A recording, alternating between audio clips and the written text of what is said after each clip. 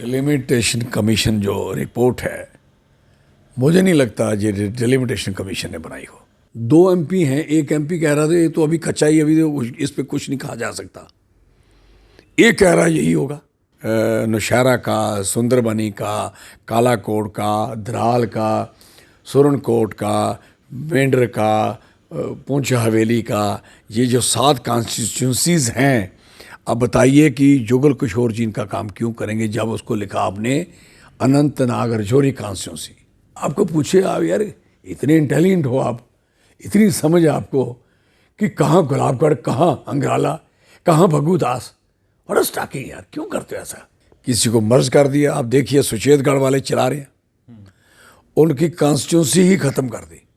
एक बार फिर से हमारे साथ बातचीत करने के लिए मेंबर पार्लियामेंट रह चुके हैं और अपनी आवाज जो है वो लगातार बुलंद रखते हैं, चौधरी लाल सिंह जी हैं, इनसे बातचीत करना चाहेंगे। डिलिमिटेशन की रिपोर्ट हो जिस तरह से साझा हुई है, जम्मू कश्मीर के अंदर लगातार सियासी माहौल जो है लगातार गरमाना शुरू हो चुका है और सियासी पार्टियां जो है अपने अपने तरीके से जो है वो तंज कसना शुरू हो चुकी हैं। इनसे बातचीत करना चाहेंगे। कई सारे ऐसे सवाल हैं, कर्नाटका हो या कश्मीर में ऐसे अटैक हो, इन सब चीज़ों को लेकर इनकी क्या कुछ प्रतिक्रिया है? सर बहुत बहुत स्वागत है आपका JK 24/7। धन्यवाद, शुक्रिया, मेहरबानी।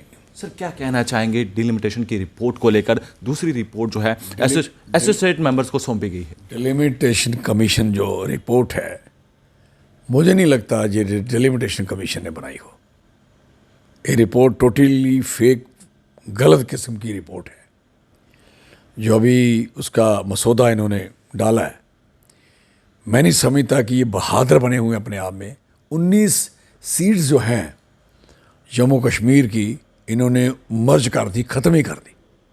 ये बढ़ाने जा रहे हैं, नाम हटा दिए, किसी को मर्ज कर दिया। आप देखिए सुचेतगढ़ वाले चला रहे हैं, उनकी कॉन्स्टिट्यूंसी ही ख़त्म कर दी और एक बिश्ना और आरसपुरा में डाल दी और दोनों रिजर्व कर दी, ऑप्शन ख़त्म कर दी उनके लिए। और दूसरा तरफ आप ध्यान से देखें, अभी लोकसभा की बात थी नहीं यहाँ।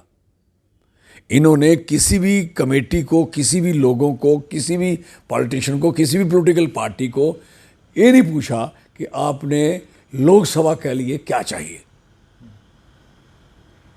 आप कर रहे थे असेंबली की, 7 सीटों की बात लेके आए थे, जो मैंने ऑब्जेक्ट किया था उस समय, और मैंने लोकसभा की बात भी उस समय की थी, लेकिन इन्होंने लोकसभा का नहीं रखा था। तो मैं उस समय कह रहा था कि 7 सीट जो आपने रिस्ट्रिक्ट की है ये गलत है।